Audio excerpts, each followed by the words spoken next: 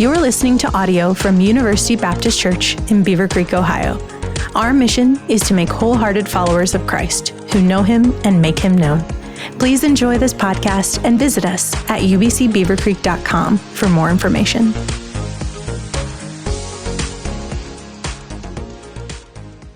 Hey UBC, this past Sunday, we, along with other churches worldwide, participated in Pure Religion Sunday, a day of unity to reflect God's heart for the orphaned and vulnerable. To dive even deeper into UBC's desire to live out James 1:27, we wanted to reshare this episode from our Mother's Day series. This episode highlights what it looks like to walk through foster and adoptive care from the perspective of two families in our church. If you're listening to this episode and want to learn more about UBC's desire to support foster and adoptive families, email our Call to Care ministry at fosterandadopt@ubcbeavercreek.com. You can find a link in the podcast notes. Are you in the thick of grafting a new child into your life and family through foster care? Do you know another mom or family looking for insight at the beginning of their adoption process? Are you or your family living alongside another as they walk the highs and lows of caring for themselves and their kids in this process? Whether or not you are a foster and adoptive parent or simply know of one, Mother's Day can carry a lot of weight and hurt for both mother and child alike. Today, we'll hear from Melissa Clemens, mother of 4, and Amber Wing, mother of 5, as they share their experiences walking through both foster care and adoption. They share the ups and downs of their journeys as moms through various seasons of their lives and share how they have seen our God work in and through themselves and their families. You're listening to audio from University Baptist Church in Beaver Creek, Ohio. Our mission is to make wholehearted followers of Christ who know Him and make Him known. We recognize that Mother's Day is hard for many women and want mothers and women of all types to feel seen and encouraged by the church. I'm Kelcey Flynn, your host and fellow UBC member. On behalf of the women's ministry here at UBC, we hope you enjoy this motherhood mini-series and visit us at ubcbeavercreek.com for more information. Let's listen in. Well, Melissa and Amber, I am so grateful that you both have joined us today, and I'm glad that we get to have this conversation just about adoptive and foster care and what that journey, right, has looked like for both of you individually, as friends, as members of a church body with your kiddos, but two, what it looks like in light of Mother's Day, right? Because Mother's Day is this beautiful, right, holiday where we get to celebrate mothers, but it's also hard, right, for a lot of women. And so we have the privilege of having you both today to kind of share your stories about how your view of Mother's Day, right, has changed in light of you guys have adoptive and foster kids. So thank you so much for joining me today. Glad to be here. Yes, thank you for having us. Well, ladies, I would love if both of you would just introduce yourself a little bit. So tell us a little bit about who you are, how you spend your days, and how you're involved at UBC. So my name is Melissa Clemens. I am married to Drew. We are getting ready to celebrate our 20th anniversary this year, That's awesome. Which is amazing. We have 4 boys. Our first 2 are biological and our second 2 are adopted through foster care. And how I spend my days. So I currently am a substitute at our boys' school. So it helps to be a little bit flexible during my week. And while my boys are at school, I can kind of be there with them and get to know that environment, but also be available at home during the week to take kids to appointments and running around and doing all the stuff. Doing a mom thing. Yes, doing all the things. So that is what, that's pretty much what my days look like right now, heading into summer, and that's all going to change in a heartbeat. And at UBC, my husband is a deacon and I am on the worship team. So I lead about once a month.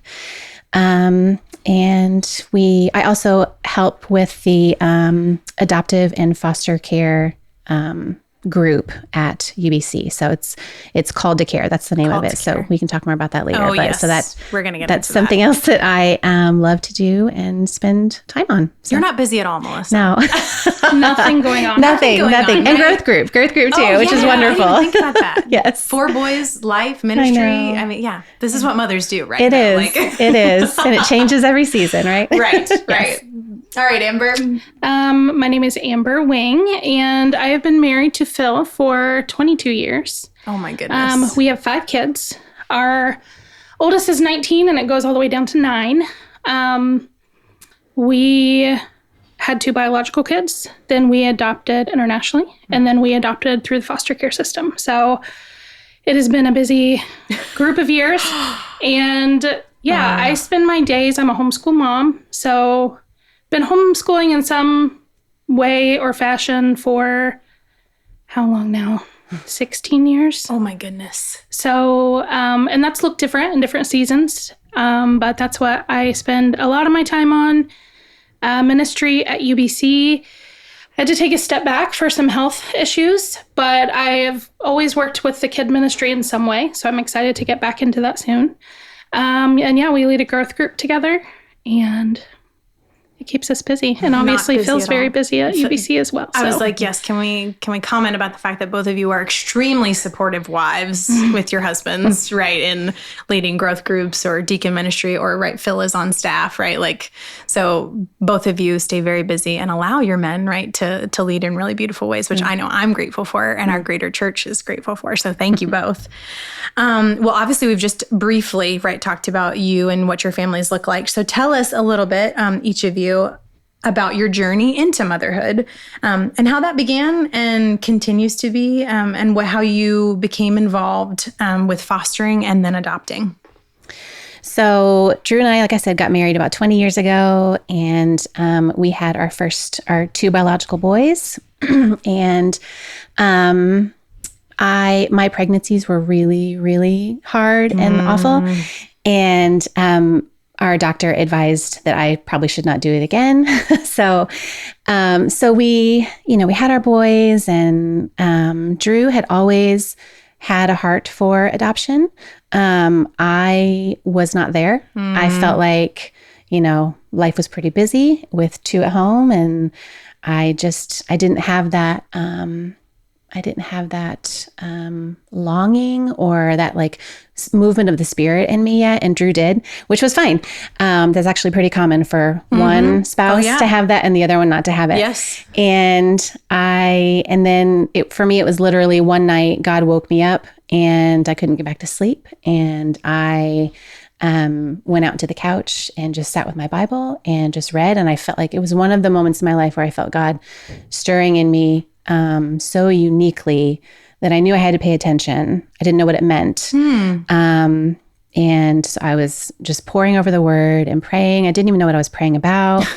And then I went to bed and got up the next morning, and I just felt like God was telling me that our family wasn't finished. And so that day, Drew went to work as normal, and I asked him, I was like, hey, can we meet for lunch? And so we met for lunch. We had the boys. And so over lunch, I dropped this bomb and I was like, hey, guess what? By the way, I'm ready. I said, I don't think our family is finished. And he was like, what does that mean? And so I said, I don't know. I really don't know. And we didn't. And so we just honestly started having conversations with people and praying about it. Like, Lord, what are you trying to tell us? We had friends like the Wings that had already adopted. And so we had conversations with our friends who had already walked down that road. And we just started, Drew and I are both very research oriented. So we started just having conversations with adoption agencies. Okay. And we were actually having one specific day, and we were kind of describing what we felt like God was stirring in our heart, like how we wanted to help. And this woman at the agency said, I think you guys are more lined up with the idea of foster care, which for her to say that in the first place was crazy. And we did not know very much about foster care at that point at all. So we were like, oh, interesting.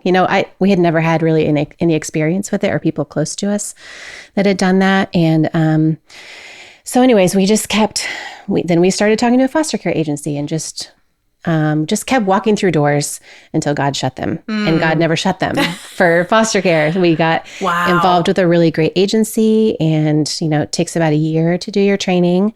And I mean, it was literally every training we went to, we were like, okay, Lord, like we're going. If this is not it, please make it obvious. And he just didn't. And so it kept actually being encouraging and felt like very affirming that we were doing what he wanted us to do. So we finished finished all of our licensing at the end of 2013. And then New Year's Day, we got our first call to see if we would be willing to accept this little girl. And so that was New Year's Day. And we had no idea really like what that process was like. And so they called us, and it was on a holiday, right? We were doing stuff. And so we said, yes, we'll take her. Can we, how about a couple days? And we had no idea. And they were like, oh, she'll be there this afternoon. So oh my goodness. We just didn't know.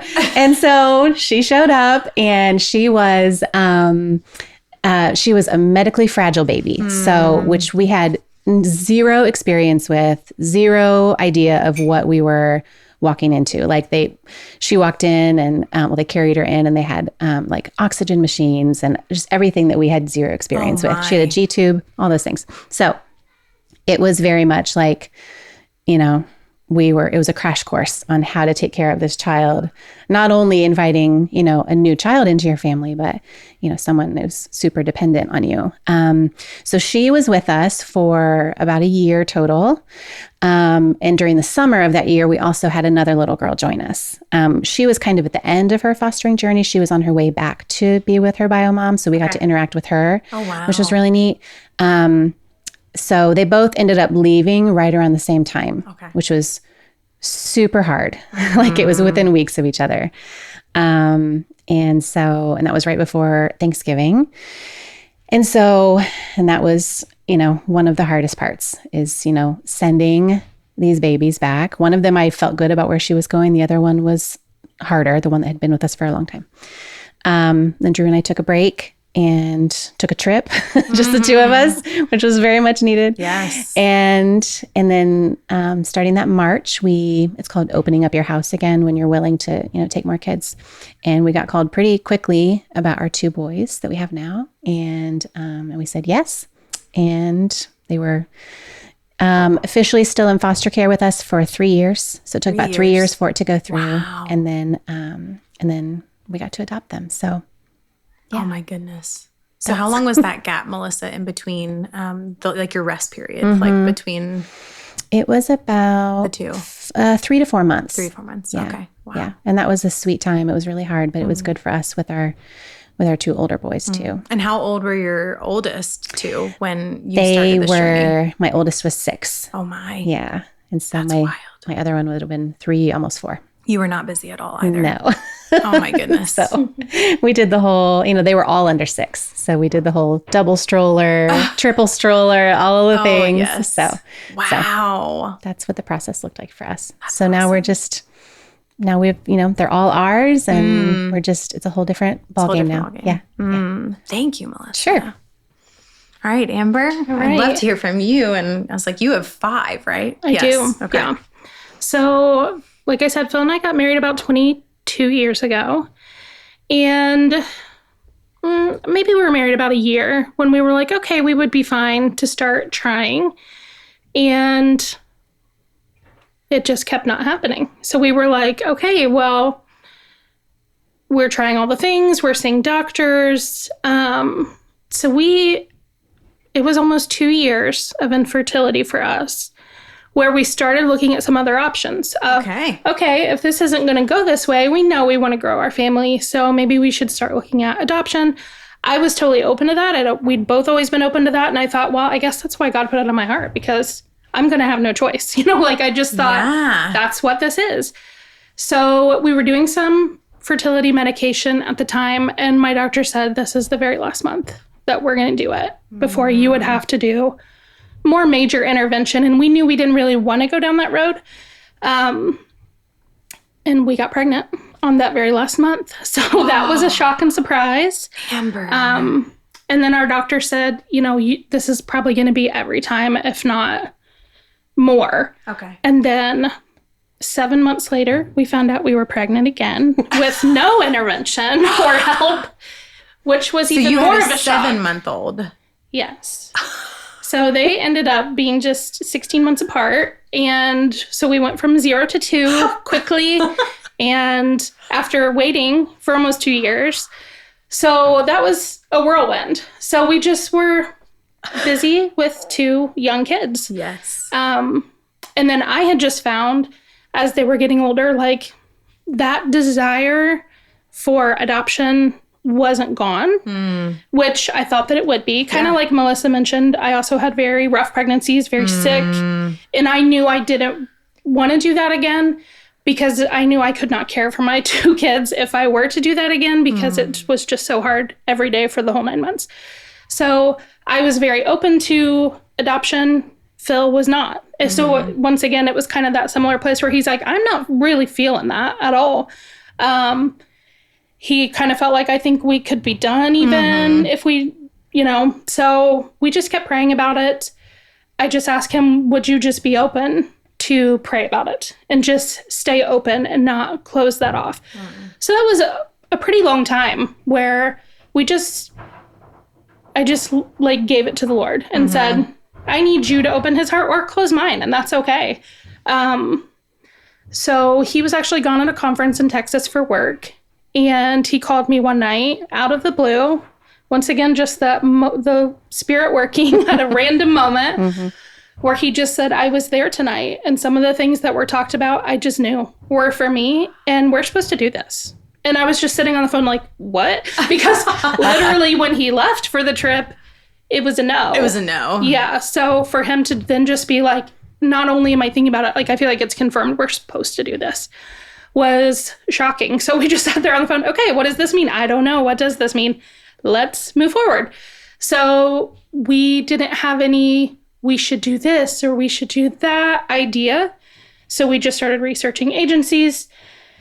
And kind of like Melissa said, the doors kept opening. So we just walked forward with them. And one of them was the Ethiopia program through our agency. And we just said, okay, we'll just keep walking forward and see what happens.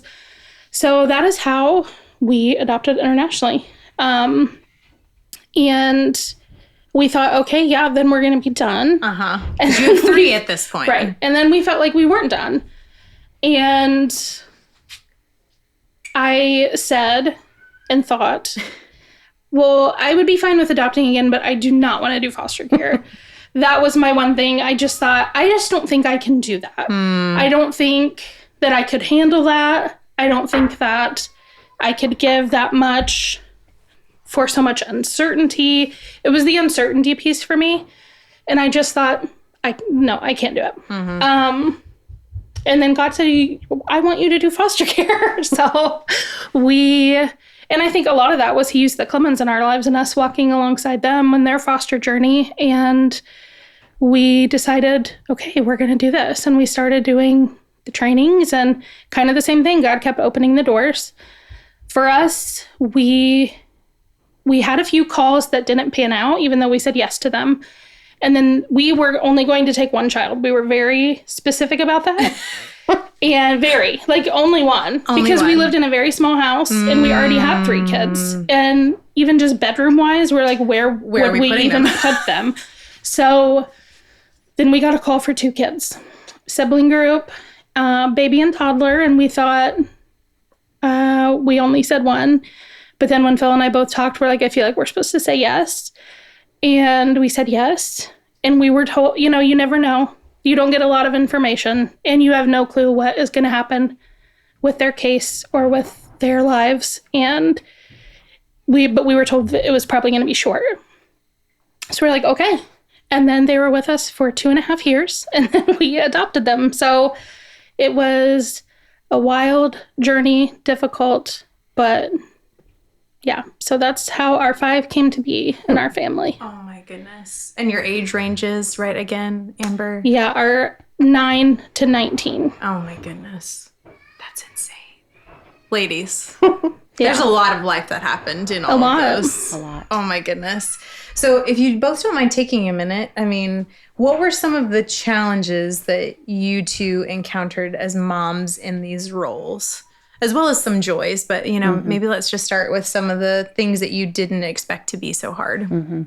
So when I think about this question, I think about it in two different ways, because we had the fostering piece and also now the adoption piece. Right. And so the challenges, some of them are the same, but some of them are very specific. So as Amber was saying, when you get that call, you are choosing in a moment to say yes or no to what could be forever. Oh my. And you don't know. You have no idea, or it might not be. You don't know. And I didn't even think about that. Yes, it's so immediate. And so that is a really hard part of it, is that you don't know what you're saying yes to. And so, overall there's this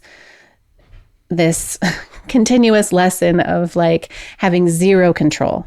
And I felt like I had naively of me, I felt like I had a little bit of control when it was just us and our two biological kids. I now know that's not true. But, you really feel it when you are saying yes to children that you don't have custody of, that, the county is still in charge of everything, even though you are still loving them and parenting them. You have almost no say. And you just have zero control. And that goes on for years. So it's very, it almost, like spiritually, it puts you in your place, right? Oh, man. Which is a good thing, but it's also challenging, right? It's a challenging and it's a joy, because now that mine are getting older, so my oldest is almost 16 and my youngest is 10. You're entering teen years where you start to feel that loss of control in different ways.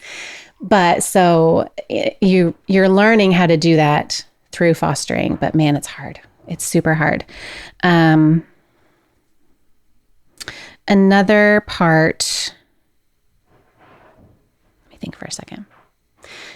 Something that I've noticed in both fostering and adopting is that you end up, at least for us, right, this is very very specific. You end up parenting differently. Like, since we had biological kids first, we parented them in a certain way. And this is true for every kid, whether biological, adoptive, whatever. But we have seen a big difference in the ways that we at least originally parented our bio kids and now are parenting our adoptive kids. They have a different past. They have trauma. And you just don't know how to do that until you have to do it and kind of like back up and say, okay, this is not working like it used to with this child.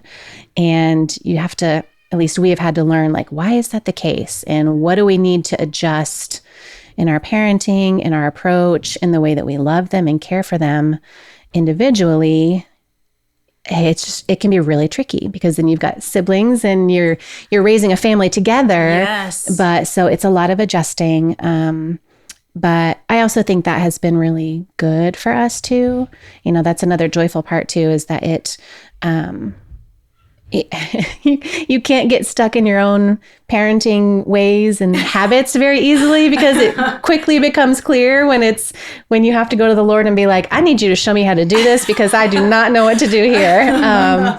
So it's just that continuous reevaluation that has been helpful. Yeah. The other thing that I will say about the joy that I have experienced, I feel like I could say a lot of things in this category, but the challenges and joys. But one of the things I've noticed is that God continues to place, especially other women in my life, who either have come from an addictive background and now are thriving moms. Wow. Like, I just had this interaction with a mom the other day at a track meet.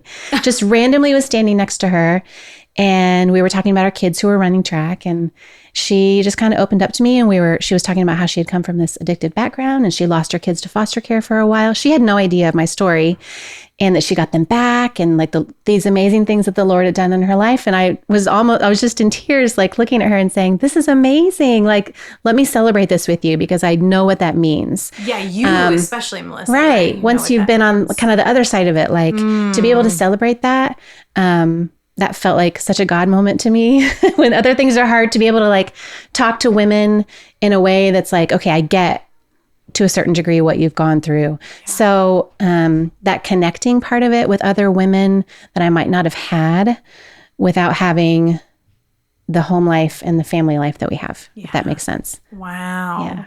That's amazing. What a gift. Yeah. And at a track meet. I know. Right? Like, I know. We were both like, oh, this is amazing. This is amazing. Yeah, it's really cool. Oh my goodness. That's wild. It is. For me, I think some of the challenges, like you said, I think we could talk on this question for a long time, the challenges and the joys both. Mm-hmm. But what came to my mind as I was thinking about this is just, I think by nature, I can be an A + B = C person. And this journey is not that, okay, at all. And that's motherhood in general, but especially, like you said, when there's so much control you don't have.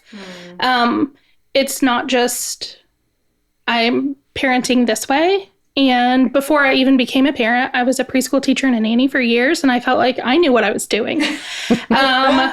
Oh, young me. If I could be like, you have no idea what you're doing. I would have described myself as so patient and all these things. And I'm just like, oh, sweetheart, you had no clue what you were about to do. But so it's just so much more nuanced, so much more difficult.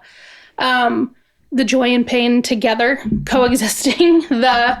It's not black and white.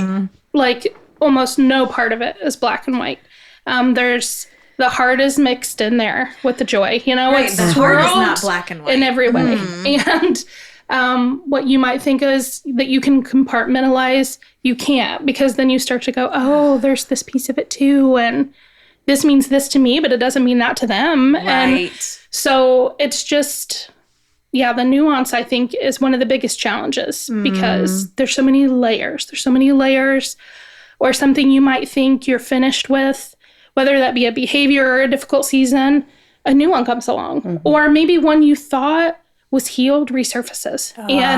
So, that's just the challenge of kind of like as moms, you can go, the laundry's never done. There's always going to be more laundry, right? Sister.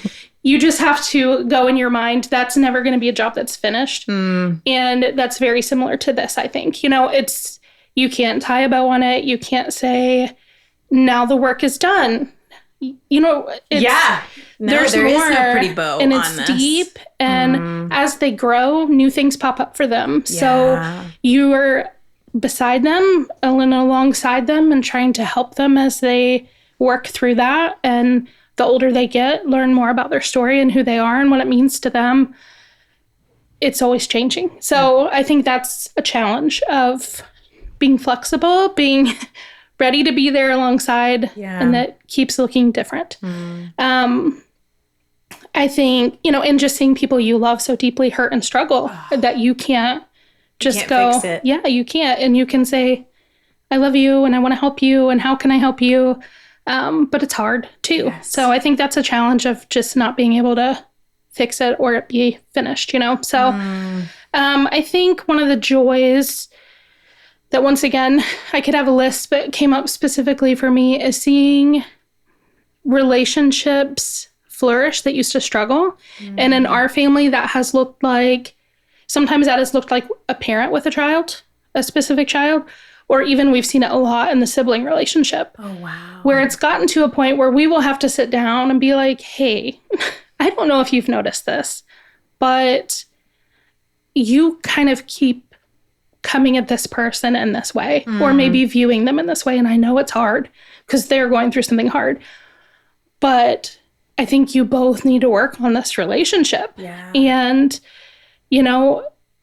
just being honest with them that, like, I know this is hard and messy. But I think if you remember this certain thing, you would think about that differently. Yes. Or that maybe you could both try harder on your relationship. And we've had to have some tough conversations with them of like, you're just being mean over and over and over. And yes, there's not a lot of grace here.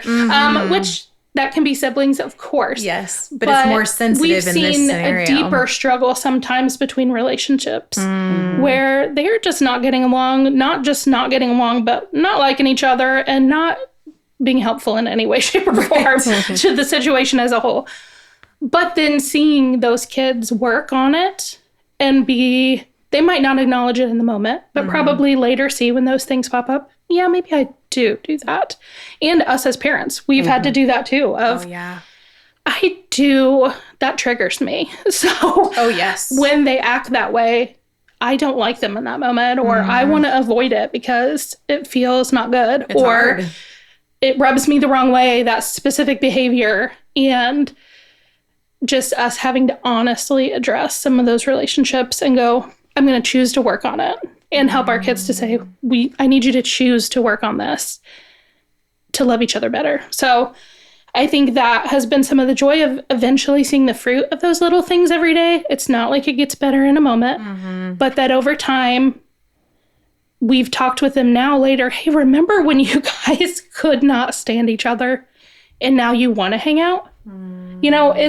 That's a lot of work, and you both did some work. You both did work. I'm proud of you for that. And it's not always easy, but we can see the fruit of that relationship, or I can see, I've worked so hard with this kid to connect who I had a hard time connecting with. And I can see little moments will pop up and I'll go, that's that stuff we've been working on so hard, and it's a joy.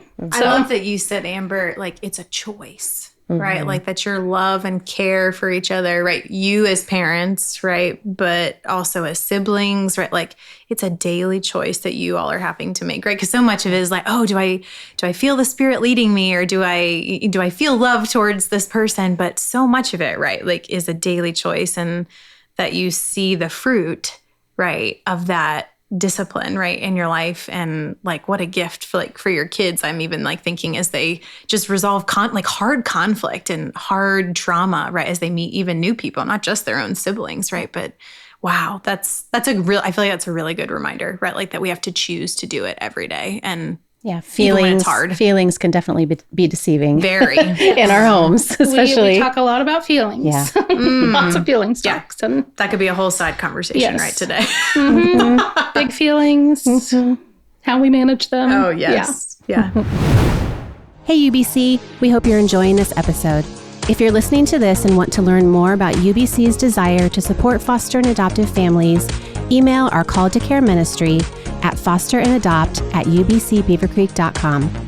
The primary focus of our ministry is to create support teams around many of our own foster and adoptive families. Again, that's fosterandadopt@ubcbeavercreek.com. You can find a link in the podcast notes. Obviously, we're talking about this in light of Mother's Day. How has the meaning of Mother's Day changed for each of you and expanded, right, honestly, right, by grafting new children into your families? For me, I think it has made it both more complicated and also sweeter at the same time. I think God really changed something in my heart that made me have more compassion for every other kind of mother, every other kind of woman who, even acts as a mother to someone else, because it's just a complicated day. And I don't think I realized that when I was first married, when I first had my first two boys. But when you just invite so many other people into the story, so many other people that Mother's Day affects. So, when you start fostering, you invite the bio moms into that story. And you also have, then you have kids in your home who have this bio mom that they don't see, and they're still trying to figure out what that is, but that's their, that was their first mom. And so there's always a connection there. Right. But then they also have me acting as their mom for a while. And so you have that mom, and then you have, like I mentioned before, we had one little girl who was just with us for a few months, and then she went back to her mom. So we had these interactions with her mom, because that's how it works at the end. You're increasing visits, and you're around them a little bit more. And so you've got this other person that you're rooting for, this mom, like at least we're rooting for this mom. She was doing great. She was making good steps. But then you've got this little girl who was so confused and had a really hard time going back and forth. And so, then I had our first little girl. Like they were talking to us about adoption towards the end. We thought that's where we were headed, and then it didn't. And so she is always a part of my Mother's Day as well, because she is one that, got taken from our home and, sent to live with other relatives, which was good. And so we were supportive of that, but I had to love her as a mom for a year. And it doesn't have to be a year. I mean, it can be one day, right? But for us, we had we were hoping and praying that's where it was headed, and then it didn't. And so that is a grief, and a loss that I will always have on Mother's Day. I've worked through it a lot in counseling. Praise the Lord. Amen. But I'll always have that, right? I will always think of her on that day and other big days, because I was mom to her for a period of time. So, Mother's Day just has made me more aware. I think my experiences around Mother's Day have made me more aware of how complicated it is, and just not being so, I don't want to say, maybe self-focused on that day. Yeah. And just realizing, for my adoptive boys, like that's a tricky day for them, even if they don't realize it's a tricky day, it brings up feelings and. Right. It's not about you necessarily sometimes being celebrated, right, Melissa? It's but about how not. your children are processing through that holiday. Yes. And like letting go of that was a little bit tricky for a few years. But my family still does a great job of celebrating me, but I always have these other thoughts and prayers in my heart during that day. Yeah. Wow. Yeah. I would say a lot of the same things. I think that Mother's Day isn't just my day, whereas I think, we can feel that way a little bit, or that is what it was when Mother's Day was a little more simple, where you don't think as much about that, because we didn't have to think about that. So, I mean, yes, I knew Mother's Day was hard for other moms for many different reasons, but I hadn't been in this place before. So that you are sharing it with other people, and that your kids are feeling big things, and like you said, Melissa, they can't always verbalize that. So sometimes that just means behavior. Sometimes that means your day ends up being really hard. And selfishly, that can feel like a bummer sometimes. Yes, for sure. Because we as moms, I wanted this to be a fun day. It's about, right? Like that's what's nerve-wracking, right? Or dangerous, maybe is the better word, right? Is that it's about this holiday, right? It feels like it's supposed to be about us, but it's so nuanced, right? Like when people and your children, right, specifically are walking through their own trauma and story of what that looks like. Yeah, Amber. Very much. I mean, can't even imagine. Their moms are on their mind, and that's okay. And we tell them that, like, it's okay to miss them. And, we understand that. And I'm not going to take that personally. You love your other mom, and that's okay. We love them too. So, but that means different things for our kids.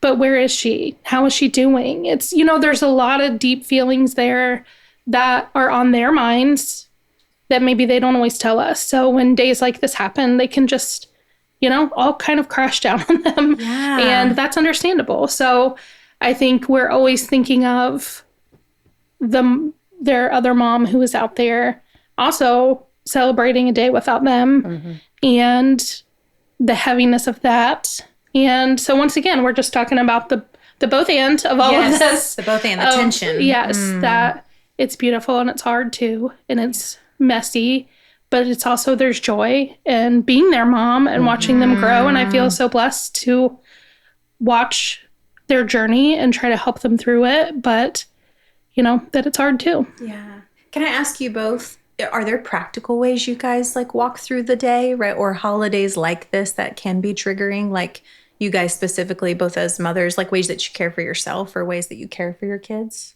I know that wasn't on our script, but I'd just love to know for the people listening, like, are there ways that you guys have done that in your own lives as you navigate? It's a good question. Those, right?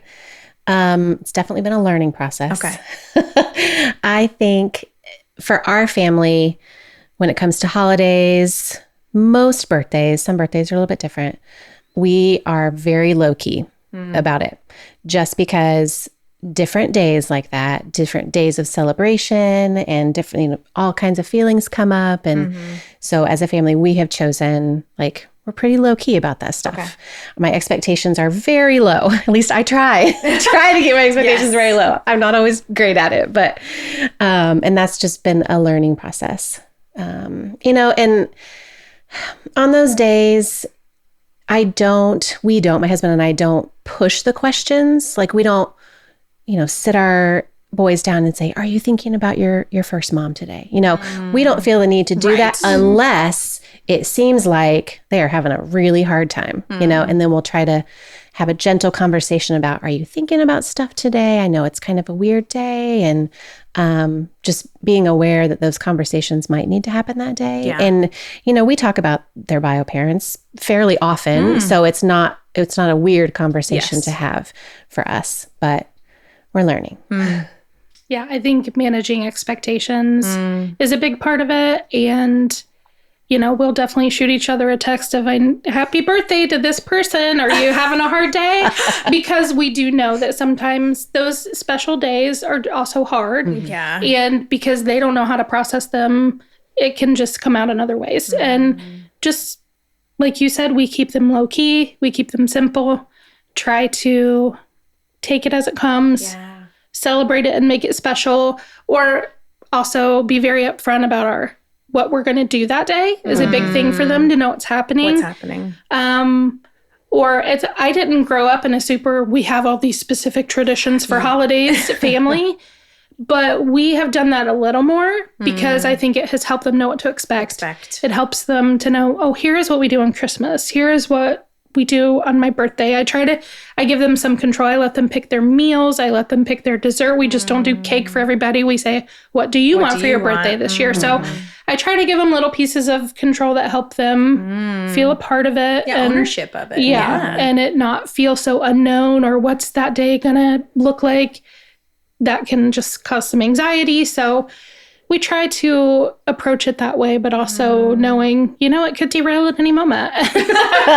And you just... Blessed are the flexible, for they will not be broken in half. Right, yes. So, we might be exchanging some glances over the dinner table of, wow, what is happening? Because everything was fine and now it's not. And now it's not. That's parenting, right? And motherhood. Yes. What just happened? It all fell apart. So, yeah.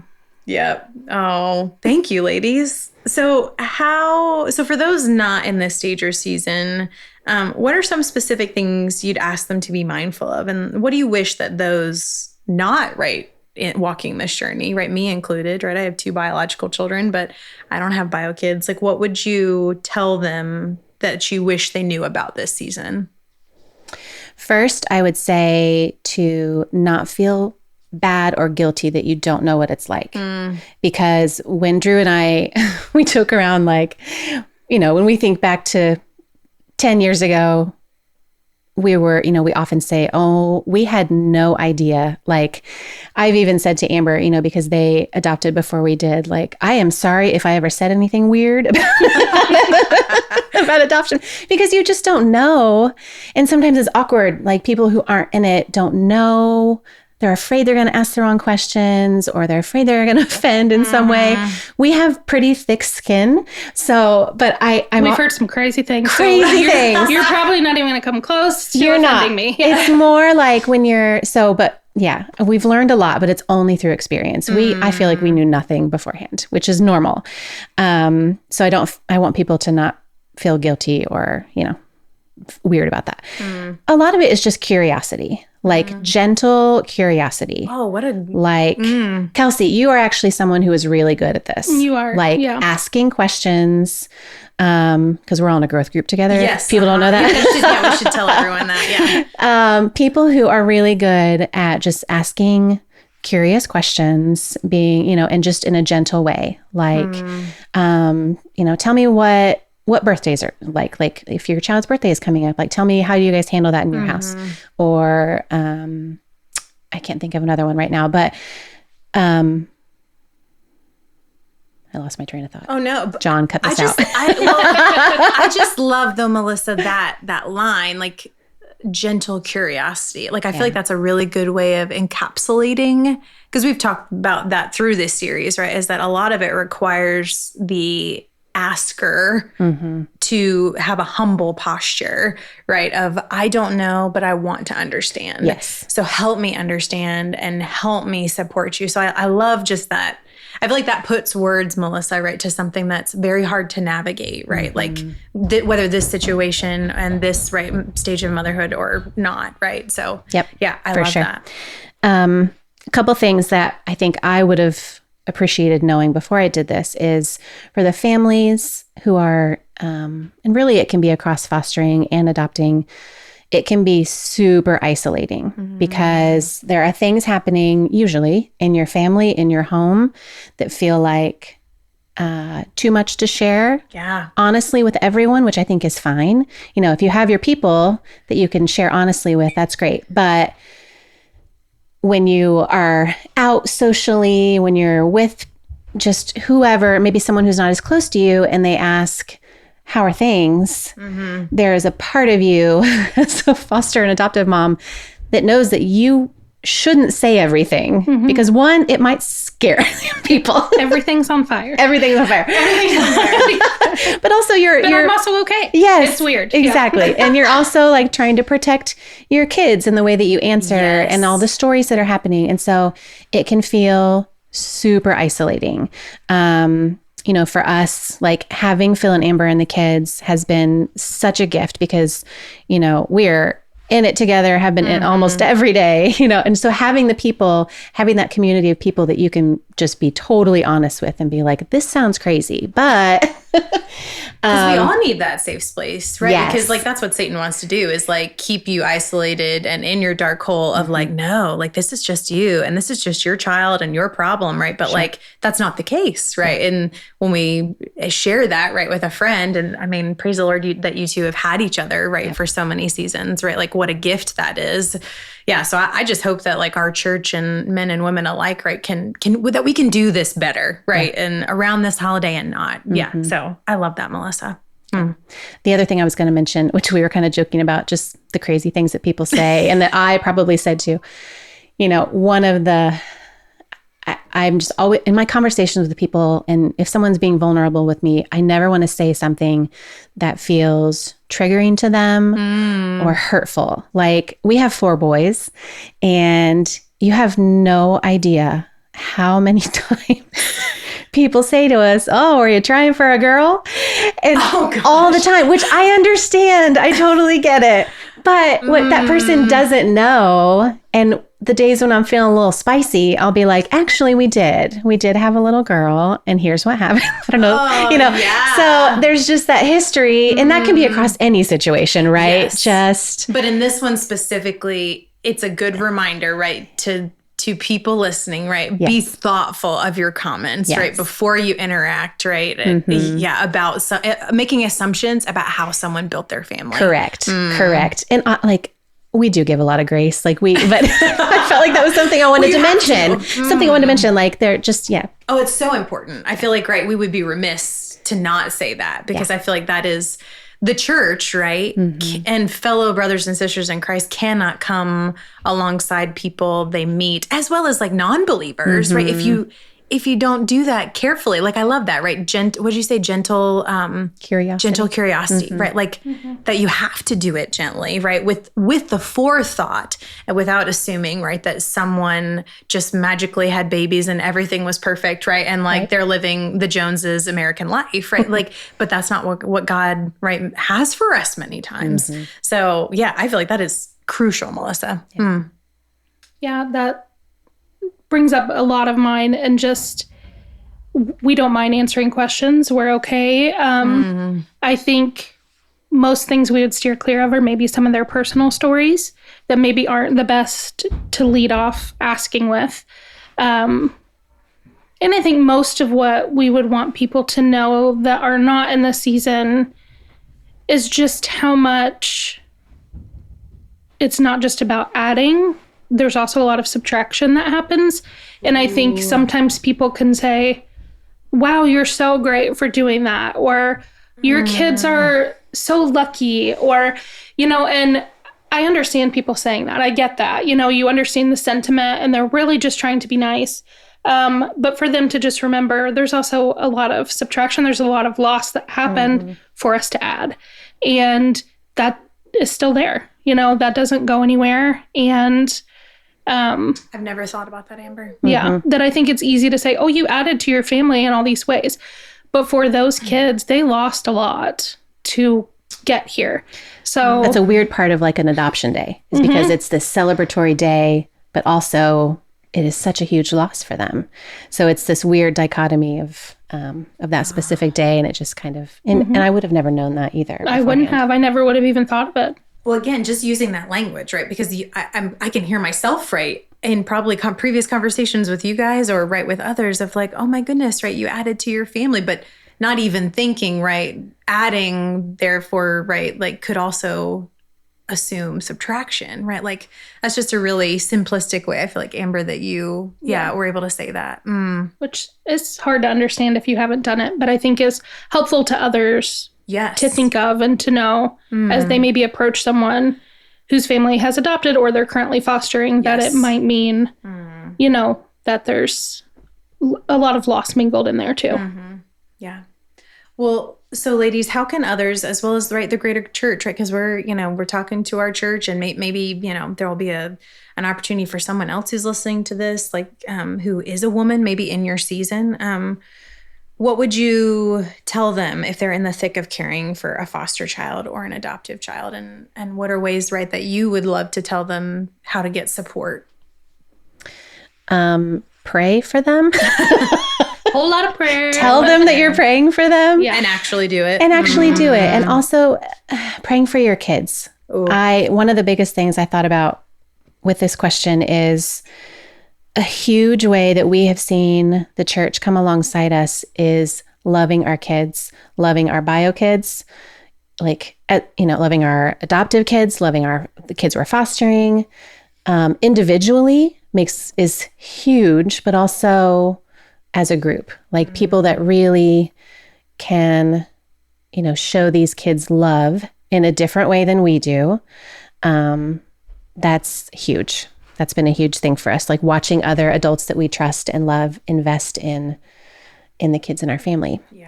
And that can just be coming up to them on a Sunday morning and like, my older boy is like punching them in the arm, and just laughing about it. Oh, yes. Thinking of you, Jim Corbin.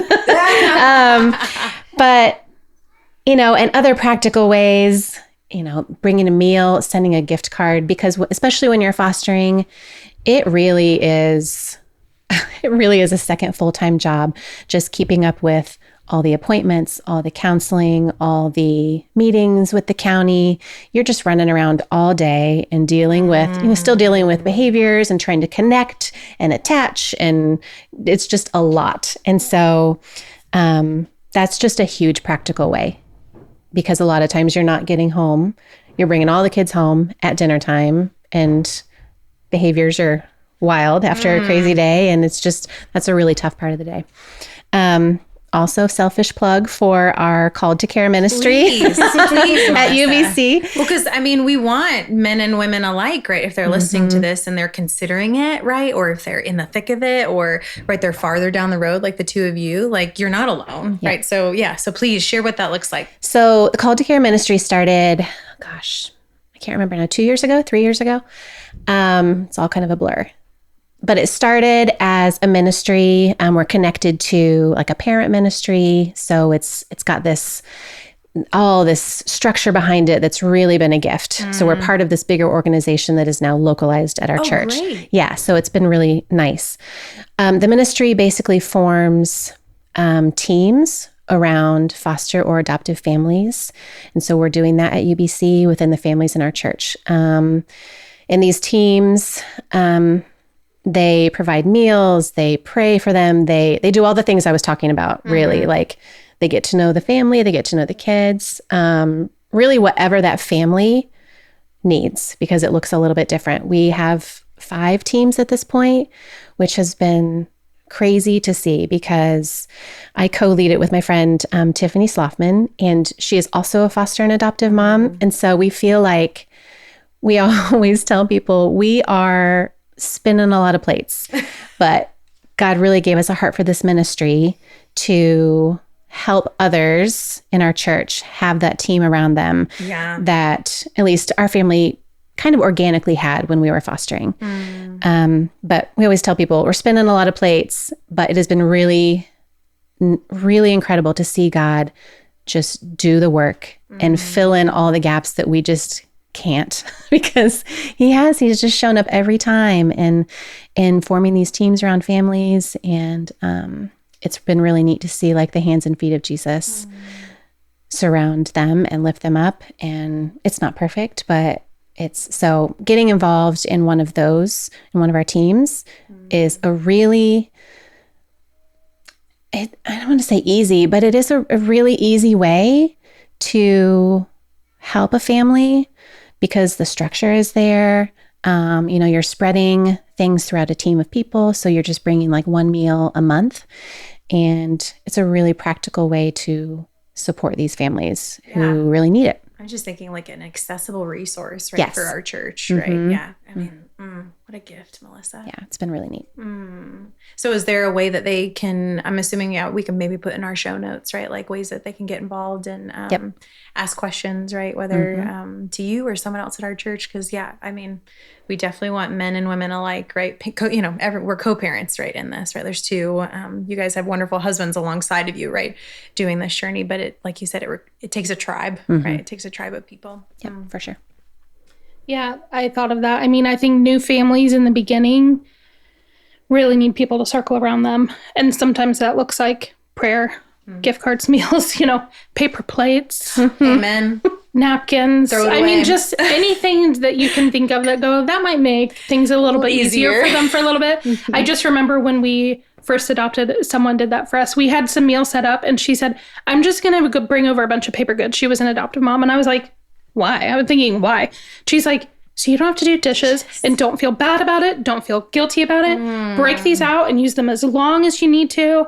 And, all these years later, I'm still using them. So Pro tip for everyone listening, bring disposable, right, like containers and extra paper goods and plastic forks. It's just those little things when life is overwhelming that can really help someone out, I think. And know that you see them and you're thinking about their day to day and how could I make that a little bit easier for them. I think another big thing is finding some trusted people who get it, I think is invaluable. I know we've mentioned that a few times that we've kind of had each other in this journey.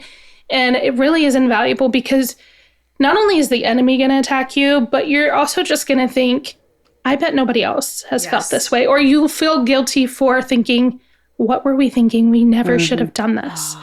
And, or at times thinking this is too big and I can't handle it. Yes. Or why did you ask me to do this?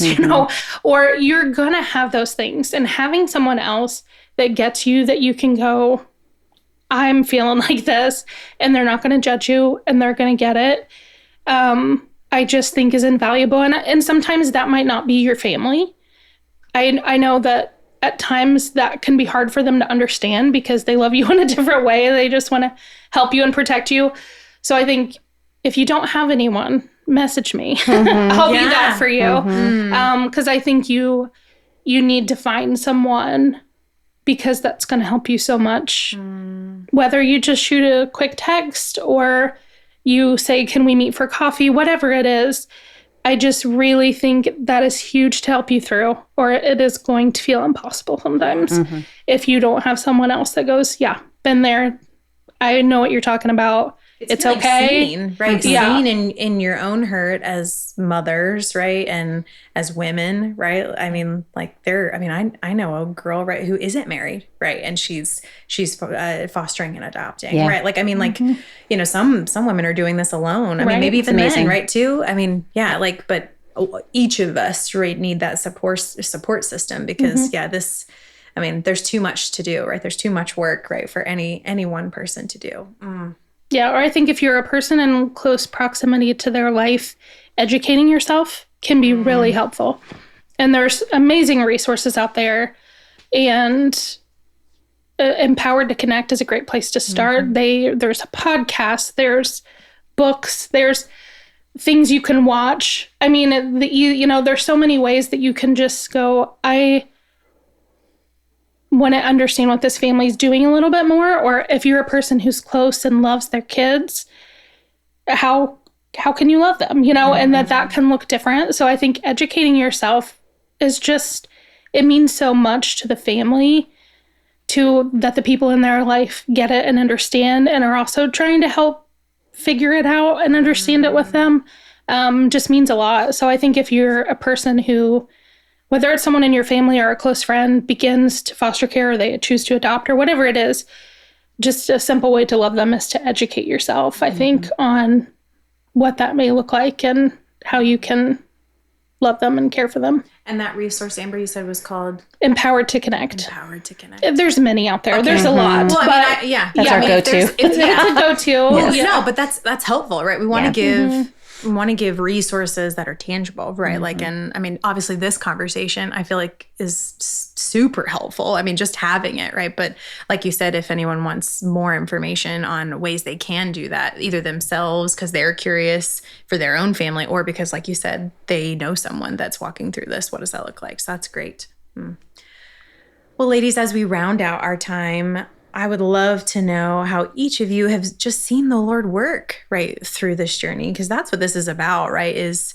how you both have seen Jesus become more real, right, to you through this process, both through the brokenness, right, of this, but also like the joys, as you both shared. And what has he taught you, not only about yourself, but also about who he is?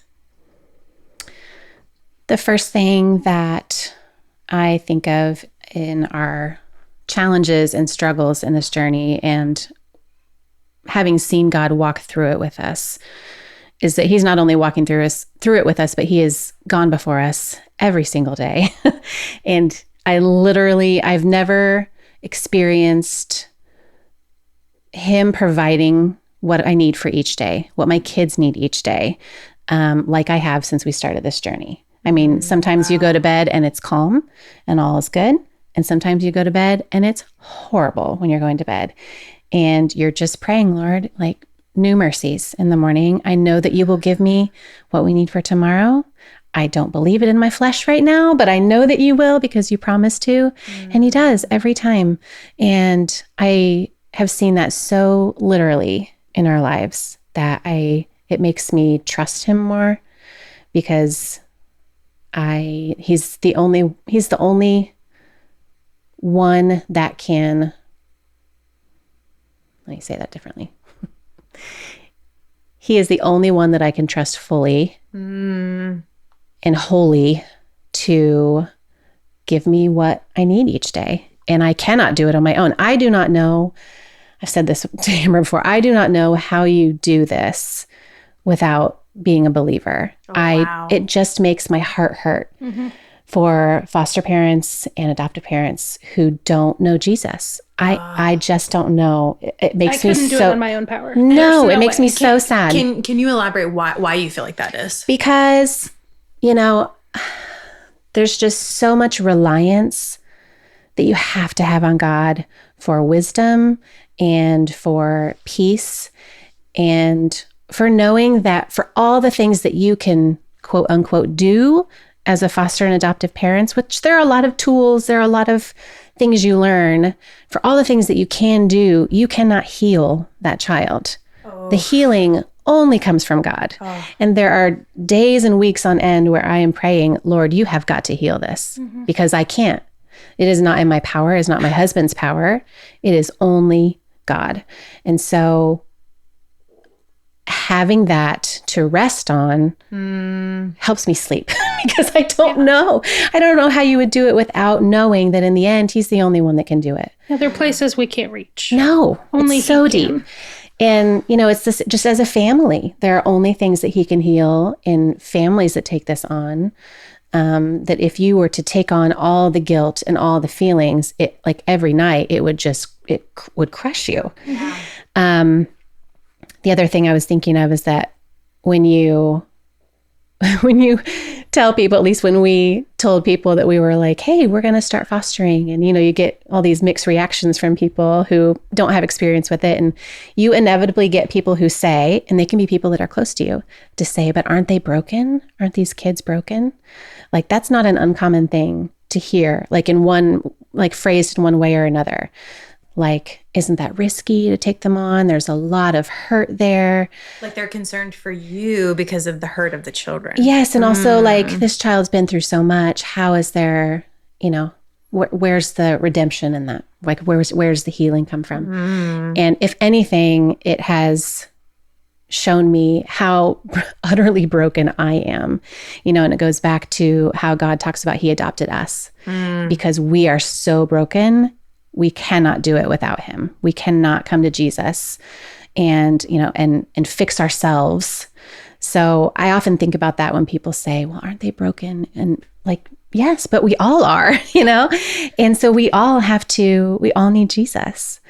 And that has shown me that I cannot do this on my own. My kids cannot do it on their own. Like, Jesus is our only hope in this, whether you're adopting or fostering or just walking through life, you know? And so it's changed my perspective on that whole idea of brokenness and what that means in my relationship with the Lord. Wow. Yeah, that's good. I think for me, learning pre this journey, I parented, like you were talking about earlier, we parent very differently than we did our first two. And in fact, I was just having a conversation with our first two about this recently. And they're like, so you're saying you feel bad about that? And I'm like, some things, yes, actually, I would do that differently. I wouldn't do that the same way because I have learned enough about the brain and different things that I have found that that's probably not helpful. And I do wish I would have approached it a different way. So we parent very differently. And I think I did a lot of a behavior pops up. I manage that behavior and you move on. But in this journey, you really have to stop and try to look at the why behind a behavior and why is that happening, which is why God has taught me so much about spirit-led parenting. And I think I did a lot in my own power before this, you know, because I could tackle it and we could have successful days and it was fine. But now I think spirit-led parenting is huge, of just asking daily, sometimes momentarily, I need help in this, or Lord, what is behind this? Or can you help me? Or there has been times that literally it can only be the Spirit, because it will just come to me that I'm pretty sure this kid is dealing with this. And I don't know where that came from. It only came from the Lord, you know, that the Spirit is guiding me and helping me come alongside that child and say, do you think maybe, or have you been thinking about this or that? And they'll go, yeah. I'm like, you know, I couldn't have come up with that on my own. So I just think asking for help daily, you know, inviting the Lord into your parenting. Yes. And that the Spirit is our comforter and he is our guide, and, you know, saying all those attributes of the Lord that we need to remember. That we need, that they need and say, I need your help today, or in this certain behavior, can you please show me how to help, how to come alongside them? I think has been a huge thing. And randomly when I was asleep one night, okay, you're going to have to stick with me for this analogy. This came in my mind to the point that I wrote it down in my phone notes. And then I got up the next morning and looked at it and I was like, that is so dumb. Why did I think that was so important to write down last night? But for some reason it's coming up in my mind right now. So I guess I'll share it. Yes. That I was just thinking how, there's all this hurt, there's all this abandonment, neglect, all these different things that are kind of like this hot bowl of soup, okay? And it's swirling. And when, I can't just take away the soup, okay? It's there.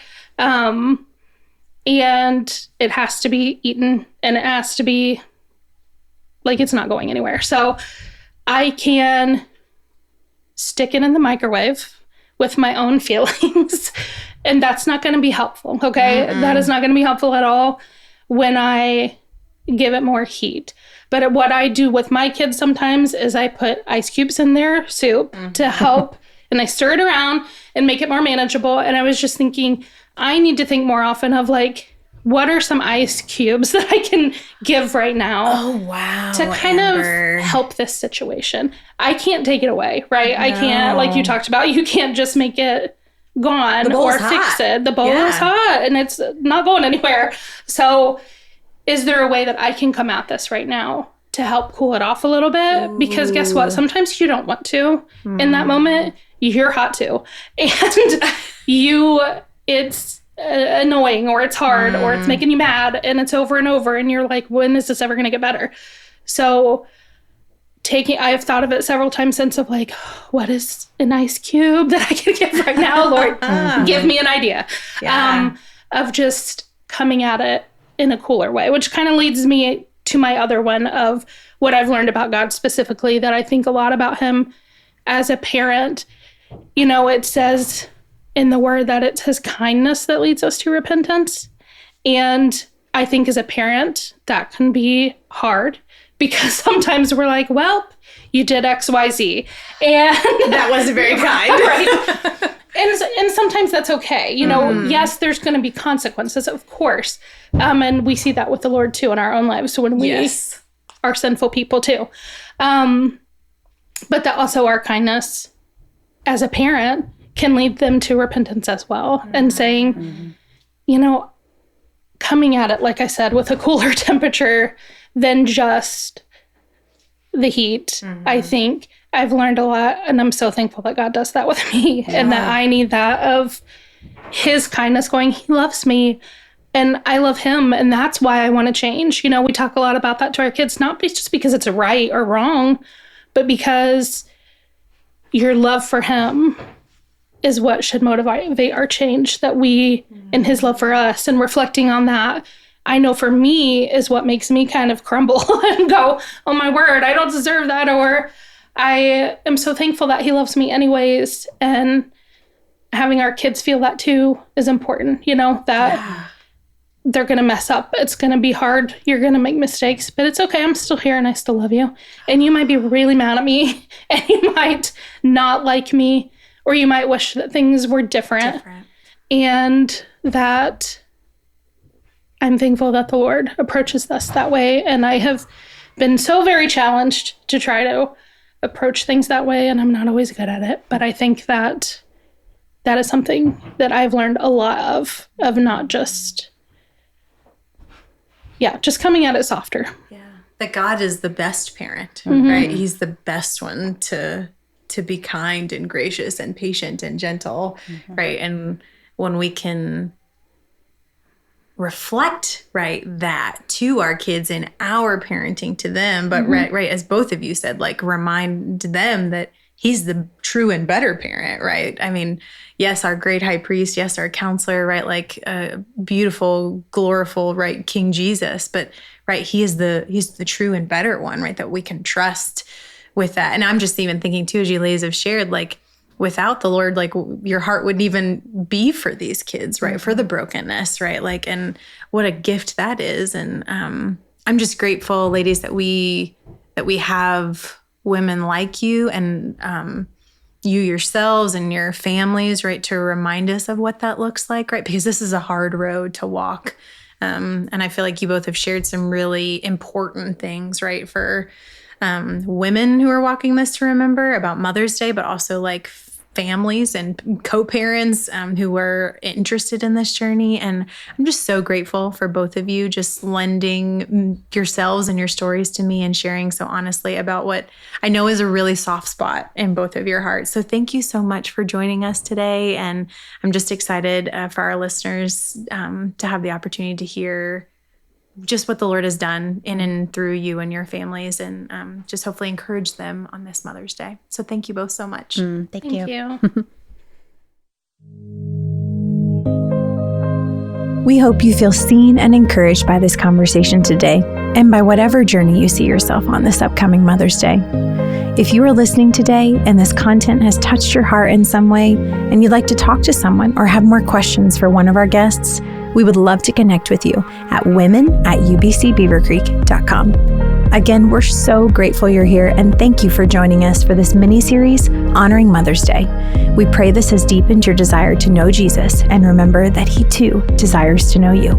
We'll see you next time.